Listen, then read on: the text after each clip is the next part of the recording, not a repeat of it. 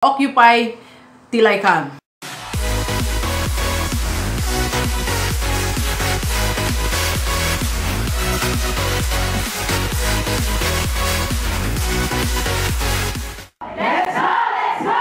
Positive Lady Delivers, this is Dr. Gigi Disunga from I Can Change Project. Magandang Sunday afternoon sa lahat ng Delivers natin. And sa first time po tayo mapanood sa YouTube channel, thank you very much.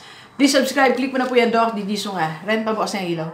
Alright, bago tayo magpunta sa Robinsons Pampanga, meron tayong business coaching. So, magkakapatid po yun na ipo-coach natin.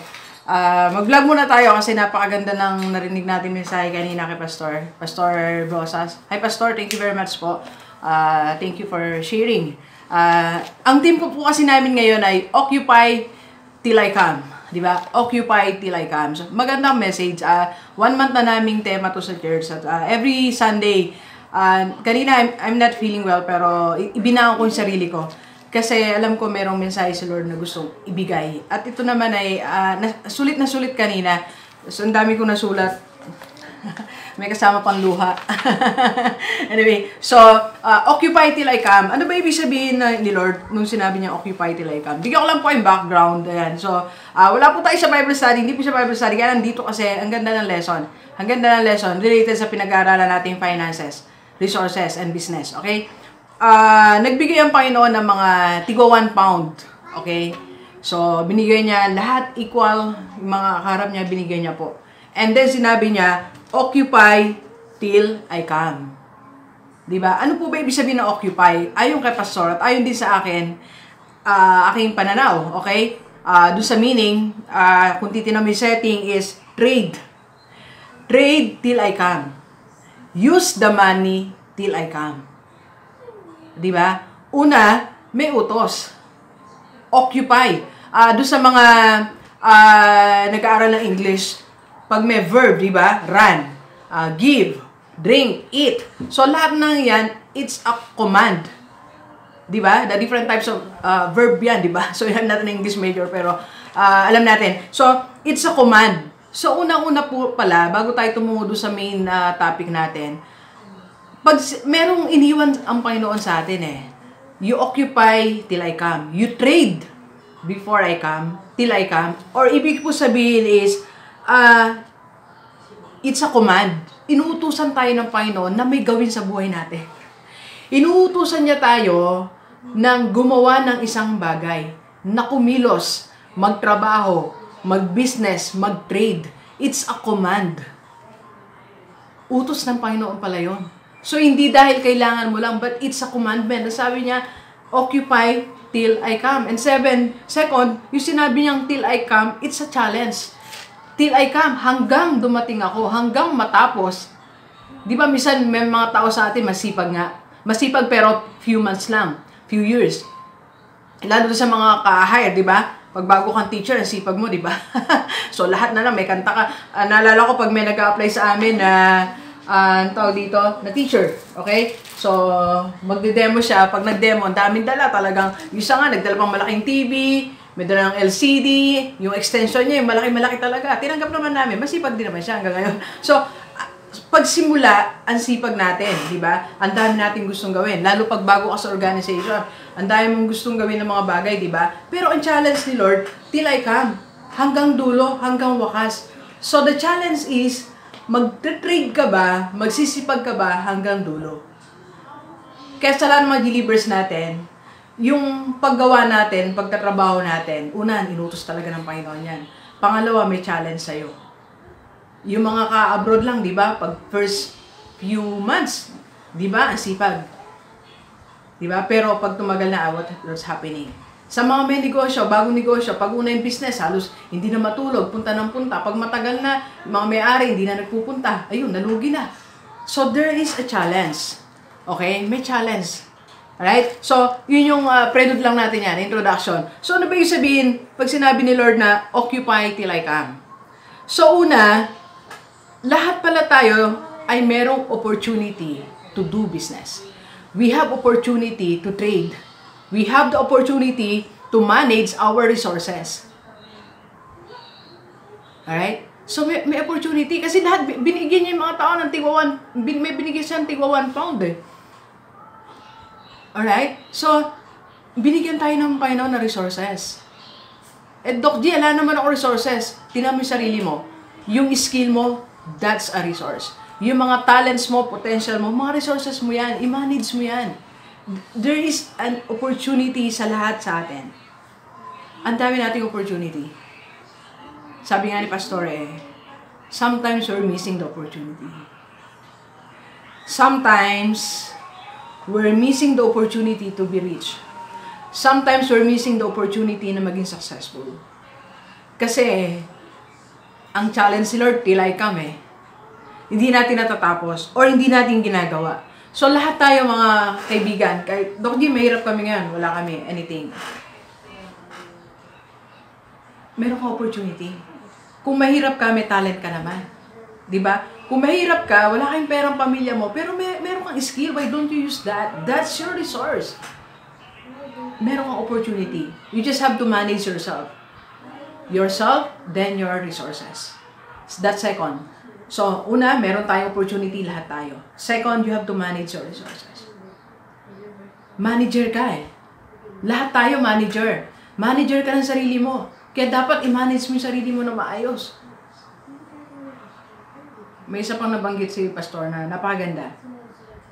Kaya minsan di natin mamanage sarili natin. You know why? Kasi minsan yung mga bagay na iniwan na natin, binabalik-balikan pa natin. Yun! Di ba? Yung mga bisyo, iniwan mo na nga yan Nagtagumpay ka na sa sigarilyo, maninigarilyo ka na naman. Nagtagumpay ka na nga sa alak babalik ka na naman. Magsha-shot-shot ka na naman ng San Mig Apple. Iniwan mo na nga yung sugal, di ba? Papasyal-pasyal ka na naman sa casino.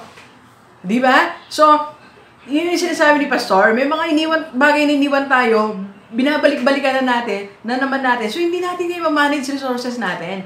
Sarili mo muna, hindi mo ma-manage, di ba? So, pag na-manage mo yung sarili mo, i-manage mo na what you have. So, i-manage natin yung ating resources. Okay? I-manage mo yung, may binigay sa'yo yung magulang mo, may pinamana siyang 100,000, i-manage mo yung mabuti. That's your resources Meron kang sinusweldo, 20,000 naman, 10,000 naman. That's your resources, i-manage mo. Alam mo, dapat i-trade yan. Trading nga trading. Ibig sabihin, hindi ka lang nagkasya sa sweldo mo, you have to trade. Iti-trade mo siya, may gagawin ka. You sell something, invest mo, negosyo mo, that's trading. Alright? So, meron tayong meron ka pong i-manage natin. So, Doc G, nahirapan talaga ako. You start, pwede kang magsimula ulit. Hindi ko mamanage sarili ko, Doc G. Ang dami kong binabalik-balikan na kasalanan. Huwag ka nang pabalik-balik sa kasalanan. Di ba? Pabalik-balik lang sayang ng panahon Don't miss the opportunity.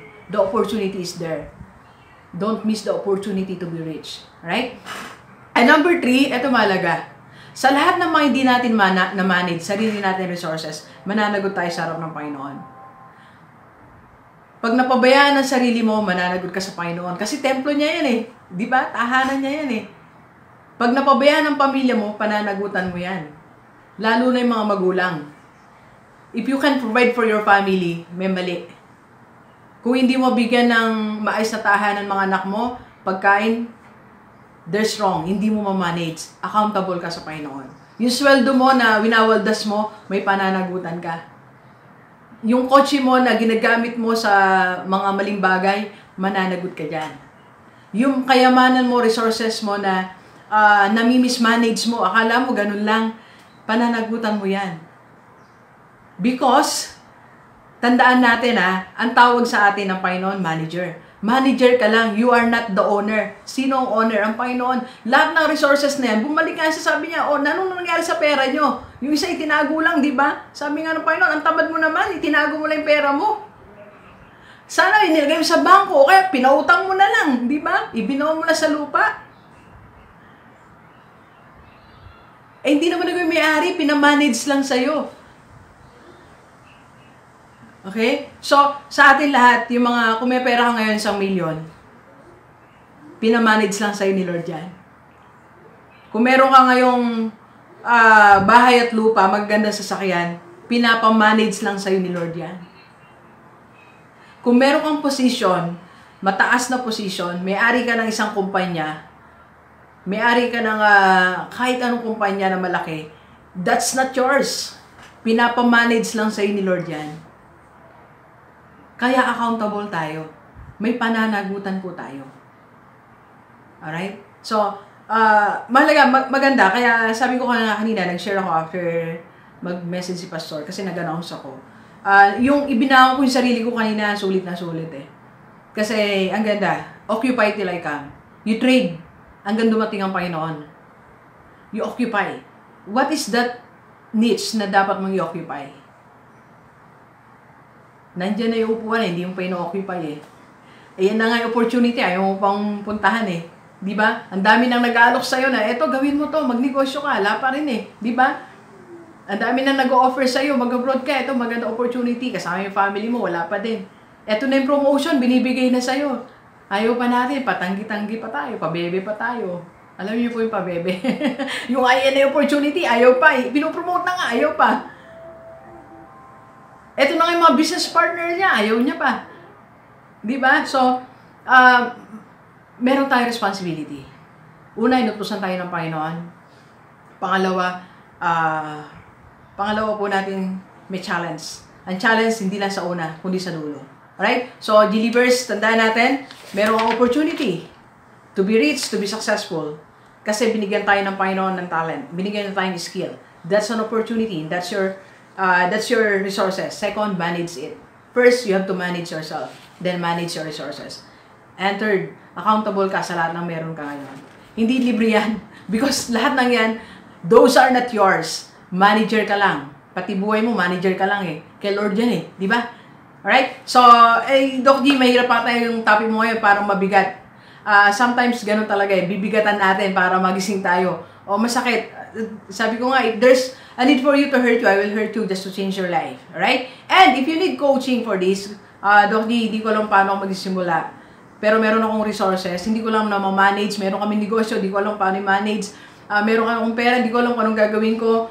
Or hindi ko alam kung may resources ba kung wala, I can help you. So, I can be your coach. Right? So, tawagan mo ako 0939-525-4311 or message mo ako sa aking FB page or FB account. Okay? So, ayan, ngayon meron tayong coaching sa Pampanga, sa Robinsons. Magkakapatid po yan. May negosyo sila sa Bulacan. 4 po sila. So, para mabigyan natin sila ng guidance na galing naman kay Lord. Alright? So, thank you very much, G-Leavers. Enjoy the rest of the day. Yan. Dali. Thank you very much, G-Leavers. Enjoy the rest of the day. Yan. Let's go. Let's go.